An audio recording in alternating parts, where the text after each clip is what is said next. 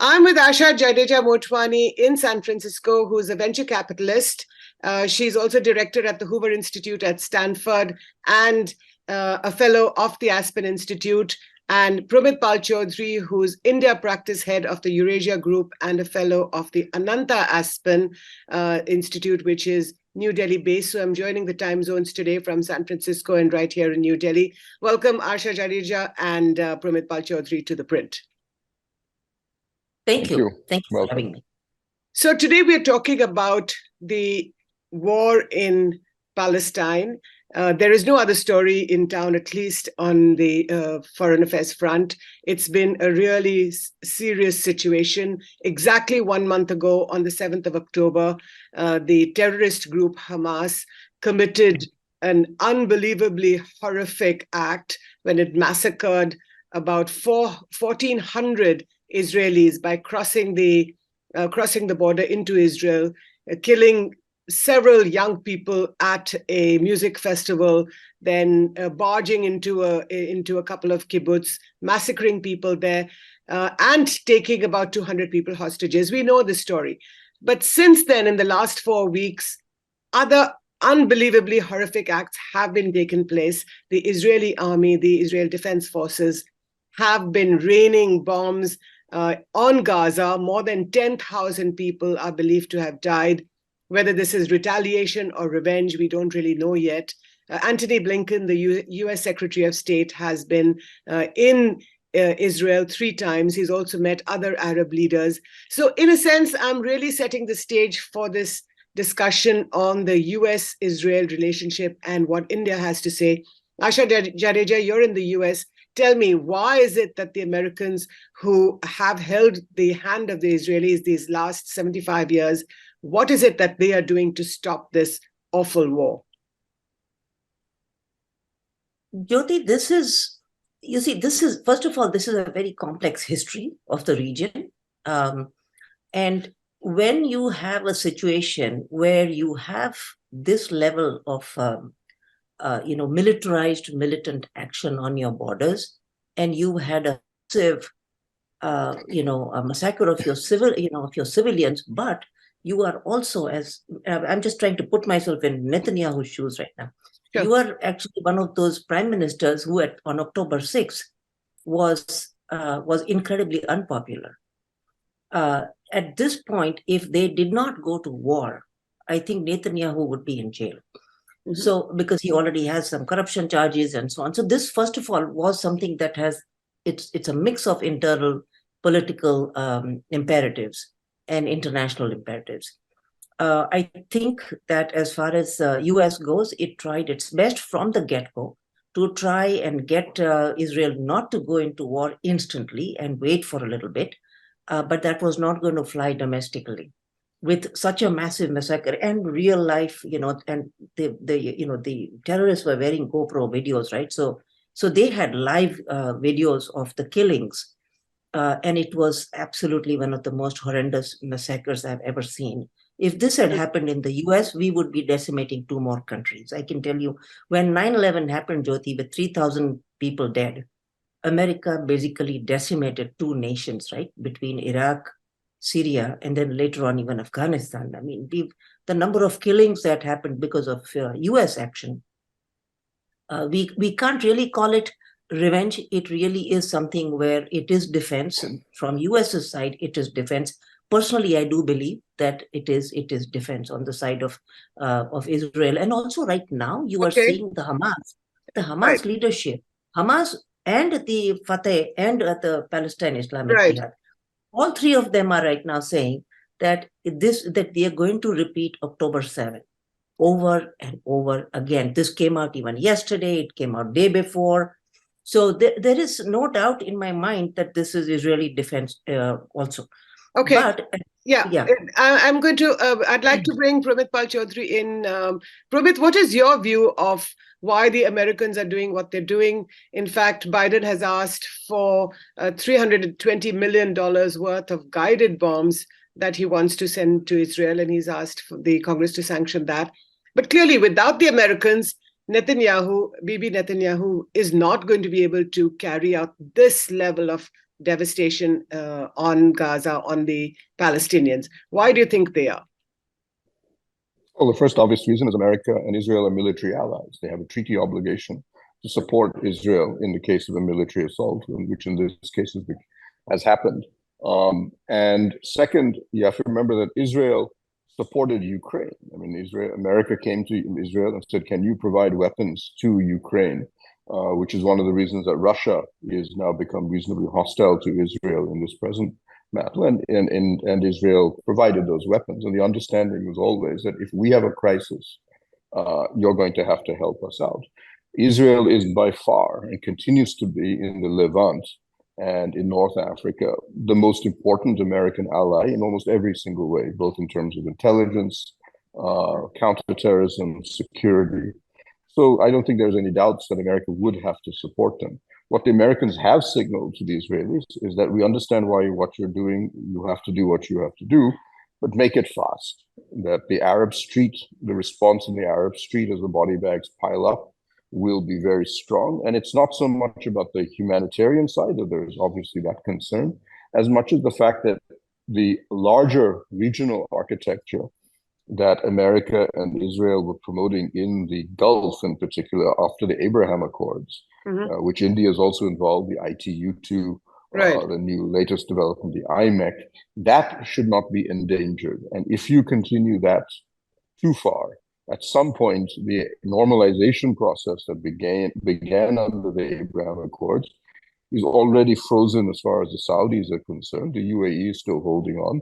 But the real fear is that the Abraham Accords itself would be torn apart, at which case then a lot of this regional architecture that they've been trying to put together, which is designed in effect to allow America to disengage itself from the Middle East, would basically fall apart. Right. Asha Jadeja, this all sounds very cynical, doesn't it? I mean, Pramit is talking about how the Americans don't want the Abraham Accords and the other regional sort of security or economic architectural programs to come into danger. Now, but let's not forget that as and when that happens, I mean, you're talking about a near distant future.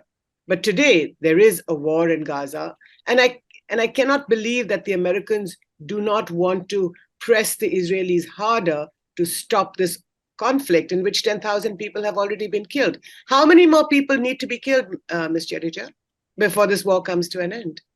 So, Jyoti, this is not about how many people are supposed to be killed or not killed. It's not really a number tally. I think as far as Israel goes, it is going laser focused towards removing. No, I'm sorry to interrupt you. The reason I'm asking is because Sultan Barakat, who's a Middle Eastern analyst, and when he was asked this question on Al Jazeera, he said, well, it seems that that the Israelis, that about 40,000 people will die before this war comes to an end because there's some 1:10 ratio. Have you heard that? That's true.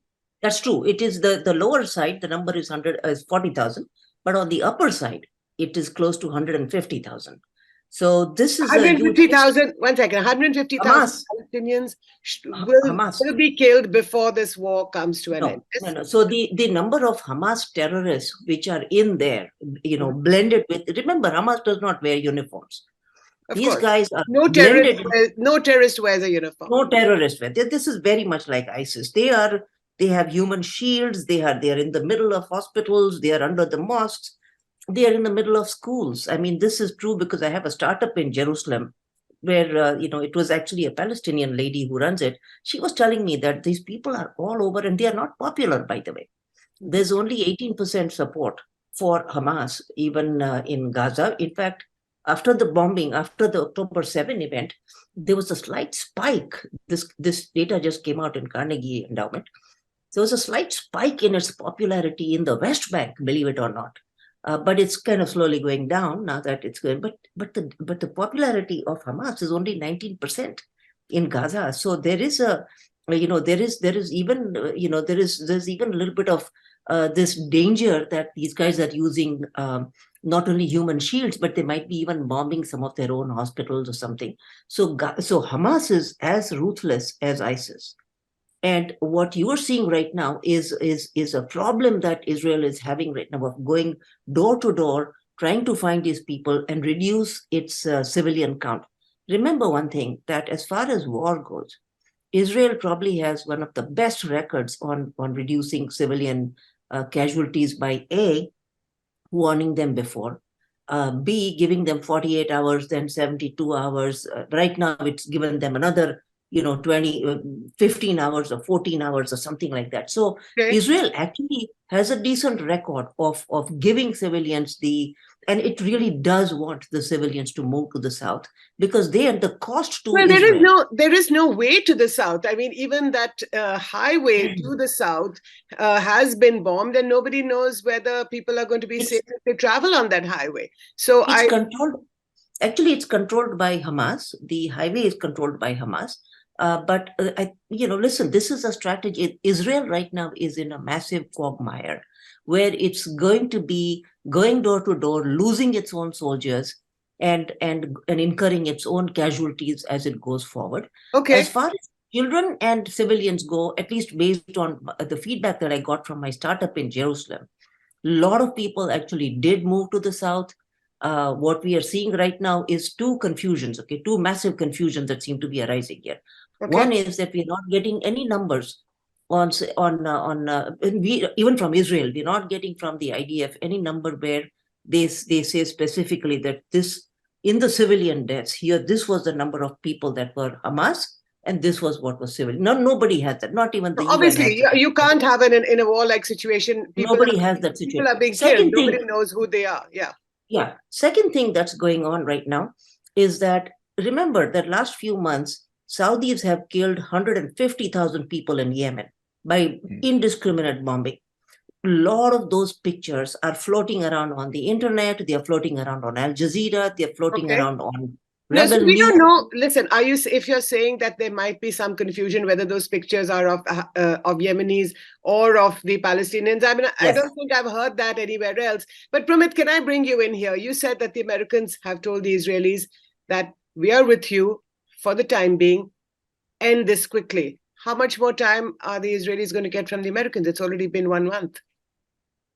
Well, I think Israel's view is that we have to destroy the Hamas, as much of the Hamas leadership as we can. And that's the basic target. So I would guess at least a few more weeks minimum before the Americans make a bit of a noise.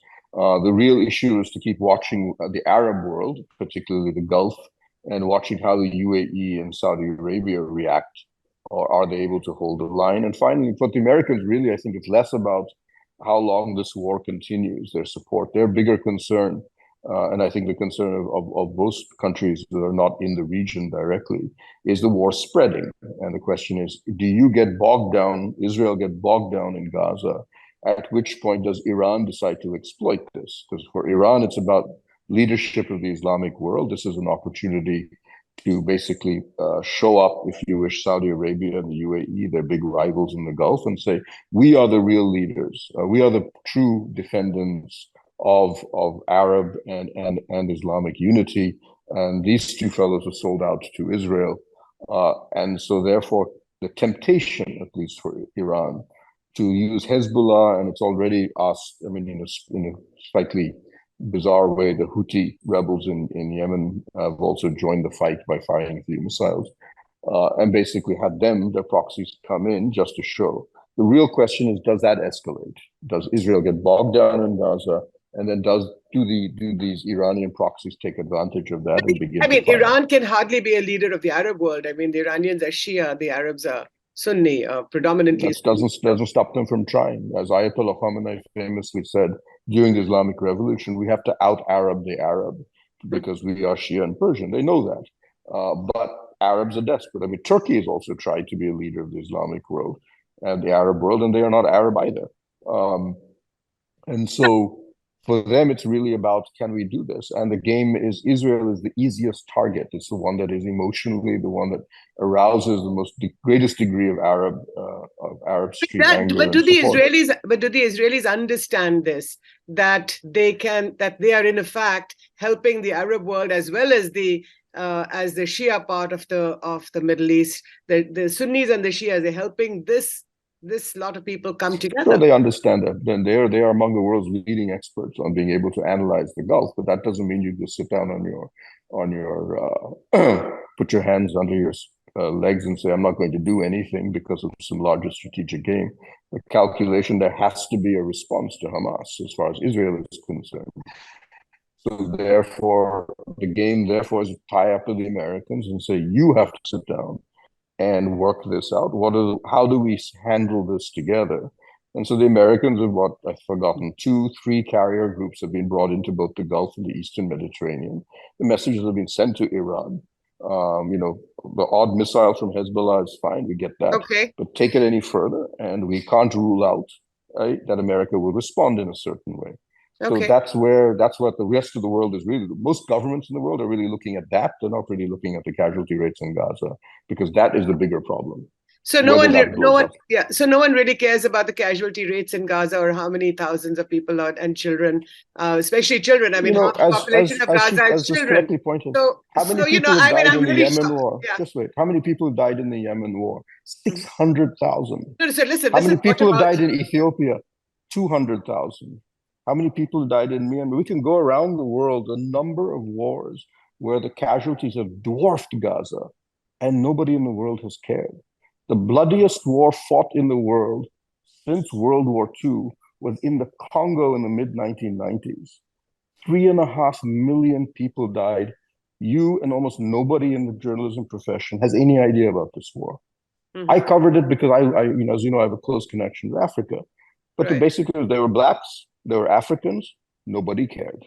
Okay, so this kind of whataboutery is particularly singular. But I mean, I think for the time being, at least, we are focusing on the war in Gaza. The Western media is divided. I mean, including the American media, is pretty much divided on this. I haven't come to the Indians yet. And India, which has shown solidarity with Israel, Prime Minister Modi, who tweeted very quickly within hours of the October 7th massacre. But let's talk about the expansion of the possible expansion of this conflict. Asha Jadeja, as Pramit pointed out, the world seems to be really concerned that this could expand, hopefully not. The Arab street is restive. I mean, we know that in the Gulf, the monarchies have effectively stamped out all opposition because they control their people very, very, very well.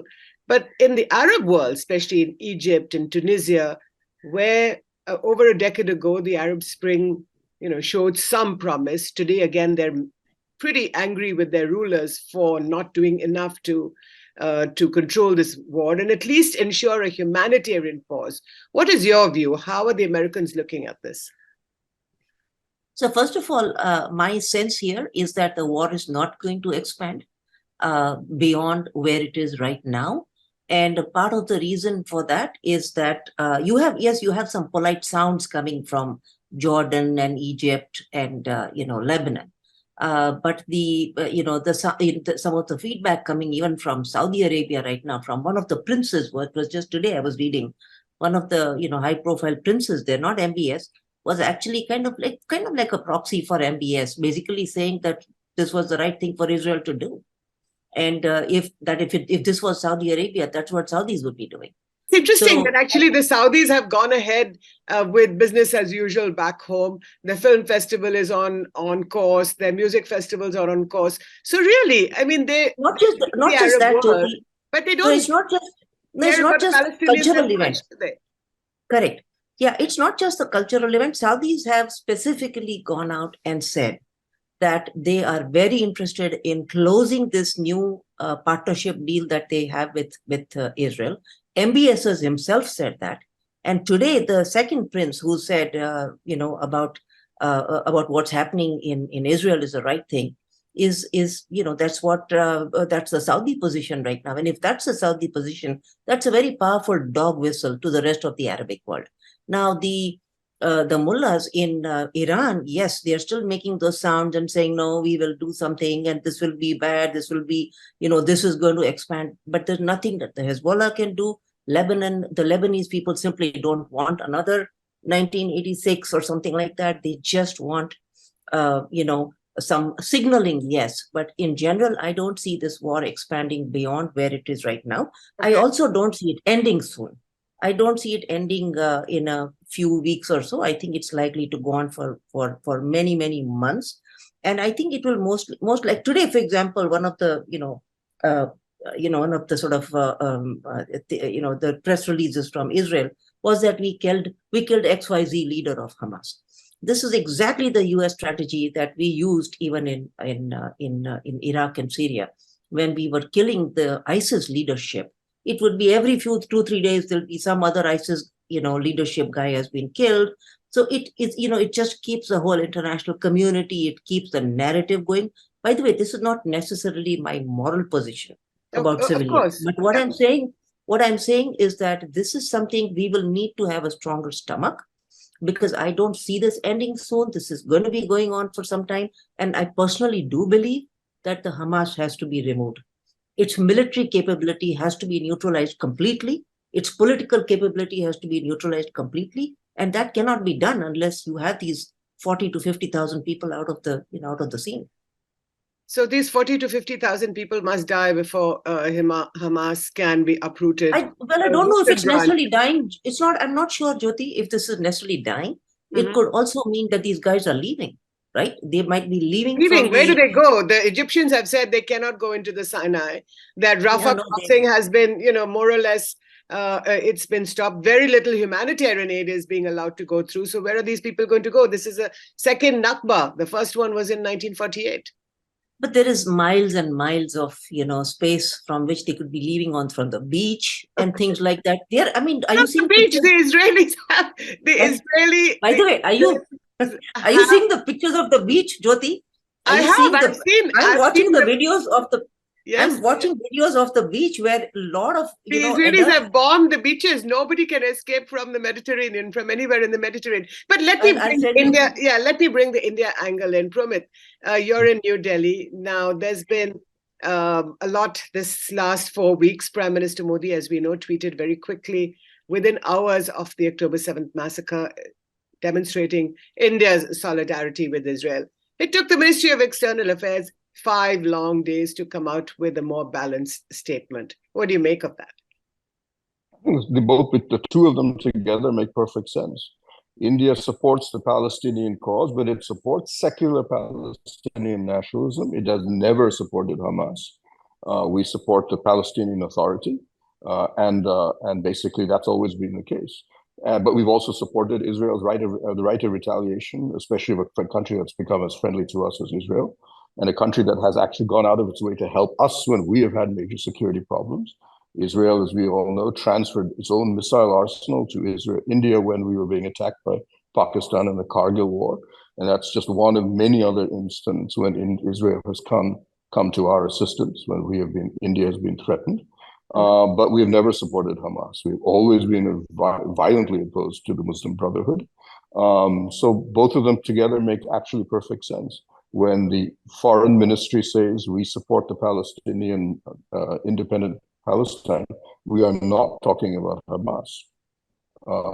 Obviously not. You're not talking about Hamas. Well, the Muslim Brotherhood, in effect, we support the Palestinian Authority and recognize them as an independent government. And that's basically it. I don't actually see a contradiction in these two comments.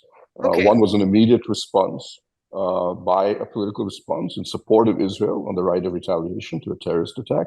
And the second was just a restatement that also remember, we do support independent Palestine, but it is not Hamas and the Muslim Brotherhood. Of course, absolutely. Asha Jadeja, can I bring you back to the US and to ask you how 1 month after this October 7th massacre, how are the people responding? You earlier made a reference to how if this had happened in the US, the Americans would have destroyed a couple of countries. And after 9/11, you said that the response of the Americans at home in the US, when the Patriot Act, for example, was employed against sort of ordinary citizens in terms of controlling information. So tell us a little bit about what's happening inside the US, especially in universities where people are standing up in favor of the Palestinian cause. How are people responding? So there's a big change, Jyoti, in the way people responded after 9/11.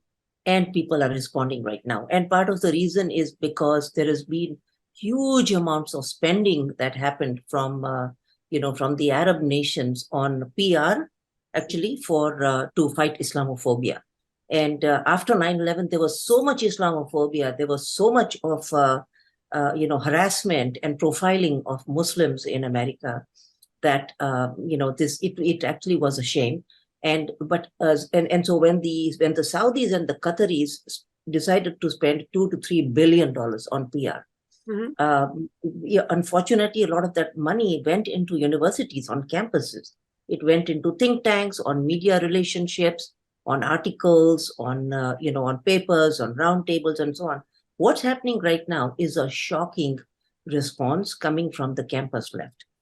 And I don't understand it. If it was support of Palestine, it's a different matter. I think it is a support of Palestine, isn't it? It is. There is also a huge amount of support for Hamas, because it's the left, the campus left refuses to call it terrorism. They keep calling it military resistance. They keep calling it religious resistance. They keep calling it, oppression, the oppressed fighting the oppressor, the decolonization. No, movement. Asha Jadeja, that the BBC also refuses to call the Hamas terrorists. You know that. Exactly. Yeah. So that's actually a sort of I would say it's kind of a thorn in the White House, on the side of the White House, because the White House has actually openly declared it as a terrorist organization, but the left, the campus left, hasn't, and it is constantly. In fact, I have a child who is going to college next year, Jyoti, as you know, and I'm worried because I don't want this level of indoctrination happening on, because if there is no possibility of conversation and debate and discussion without violence, the campus life is going to be disrupted. You find students at NYU, at Cooper Union, at Columbia, people having to hide. You had this man who just simply looked Jewish. He wasn't even wearing a yarmulke. A young man, he was walking down on Harvard campus. Okay. And next thing you know is that you have this huge bunch of people with placards violently surrounding him. So absolutely, violence is not an answer to anything at all. We all know that. And so, but I don't think you should be worried about your daughter going to university next year, Asha Jadeja, because she's going to be fine dealing with all kinds of views coming from all parts of the university campus that she goes to. But hopefully it will be over by then. Yeah, absolutely. Hopefully. We all hope that it will be over by then. Yes, but yes.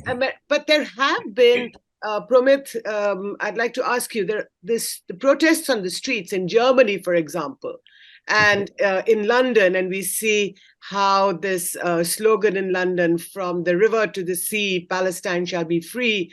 And what is interesting is that in Delhi or in Kolkata, where you're from, Pramit, or originally from, and Kolkata was sort of the bastion of of protests and calls and cries for, I don't want to say revolution, but at the risk of using that word, why do you think that India has been so quiet and so muted about what is clearly one of the most disturbing events that's taking place before our eyes?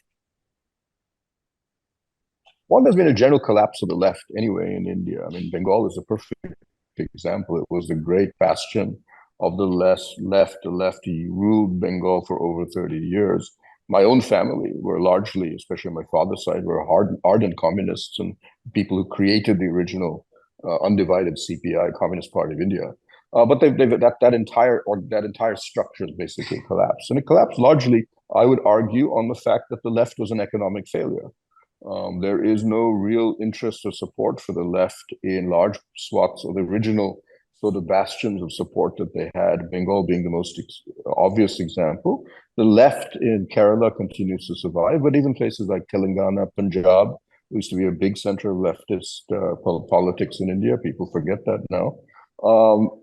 I think one was the economic failure that they represented. It's very true in Bengal. Second was a lot of their international thinking, support for the Soviet Union, support for Maoist China, also proved to be a failure. I think so it's very difficult India, to sustain an ideology that simply does not have a record of success in almost anything. But this is not just about. would you not agree, Pramit, that in India, at least, which is, India is not in that sense left or right. India likes the sort of the centrist space. But to see this kind of devastation and thousands of people being killed, especially children, is pretty horrifying. So I'm surprised that people are not coming out onto the streets in Delhi like they are in London and in Berlin. Why do you think that's not happening? Definitely, I tend to see that as a place of great legal protest. But yes, there may be people, a lot of people are unhappy, and your normal game now is to just tweet something against it. You go to social media. But to organize yourselves as an institutional body to go out on the streets takes a lot more dedication and interest. And I just don't see that. I don't see that taking place anymore, because the organized left is barely functional in India. It's now just literally student politics in large swaths of the country, including in Bengal itself, where the communists are effectively now being reduced to a rump in the state politically. So there probably are a few scattered protests at universities here and there, which nobody pays attention to. But organized response. And then finally, Hamas is not popular. I mean, those who actually understand the Palestinian cause, when they look at, if they know anything about Hamas is, as correctly pointed out, not a democratic organization. When they came to power in Gaza 2007, the first thing they did was kill Fatah supporters. They killed several hundred of them and basically set themselves up as a dictatorship within Gaza. I've been to Gaza and I've been to the West Bank.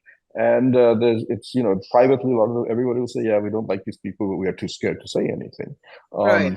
So it's hard to support, as I said, support Palestinians. I would argue to this day, if you were to poll most Indians, they would support the idea of an independent Palestine. Even the government of India supports the idea of an independent Palestine. Supporting Hamas, however, is very difficult, especially once you understand what Hamas is ultimately about. Absolutely. Asha Jadeja, the last couple of questions. The first one is, why do you think the mood in a city like Berlin is changing? Germany being where memories of the Holocaust are still very much alive. Now, why is it that there are these large protests which are anti-Netanyahu, shall we say? I'm not going to say anti-Israel, but pro-Palestine or pro-stopping the war, humanitarian pause, let peace prevail, let's talk instead of war. So I have a theory about that, and I may be wrong. But my understanding is that until the data comes out, is that a lot of these protests are led by the Muslim immigrants, so by Muslim Germans, by British, Muslims, and so there's a huge uptake in Muslim immigrants from Islamic countries into a lot of European countries right now. So when you look at and the Ummah comes together very well, unlike all of us, by the way, who are in, US and Australia and, Japan and so on. The Hindus are, for example, very disorganized. We don't have an Ummah kind of a concept. Nobody gets together. But in the case of you're talking about Germany right now, the Ummah concept is very strong, and so it is in Paris.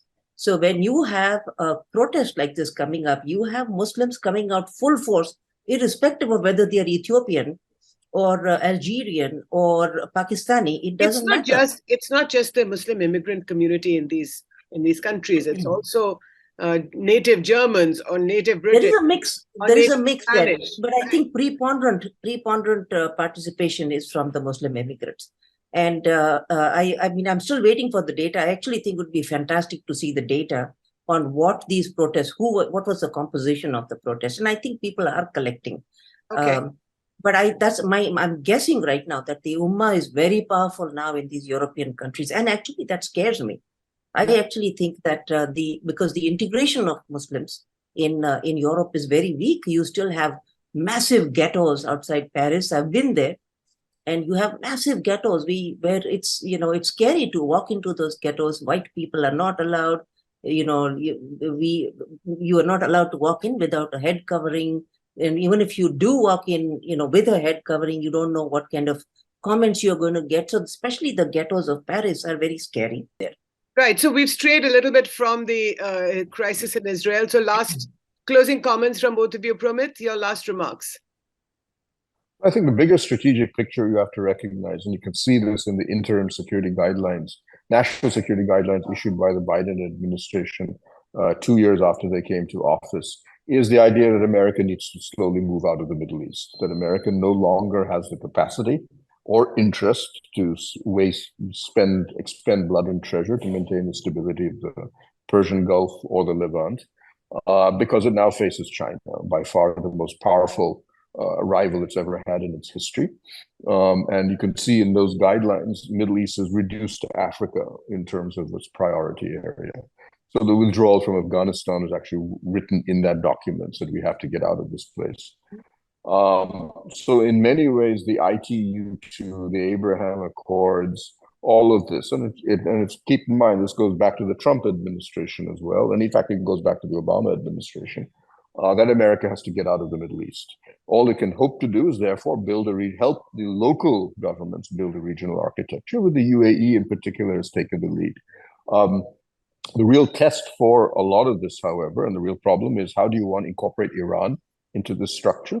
Right. And how does it handle shocks like Hamas being able to overrun the southern border of Israel, because Netanyahu had, in his own delusion, decided to pull the troops out of southern Israel and shift them to the West Bank.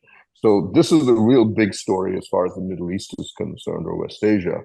Can you build that regional architecture? Because if you don't, Americans are going to leave regardless, so they're simply not going to. They're going to stop intervening after a period of time, especially as a rivalry with China continues to expand itself.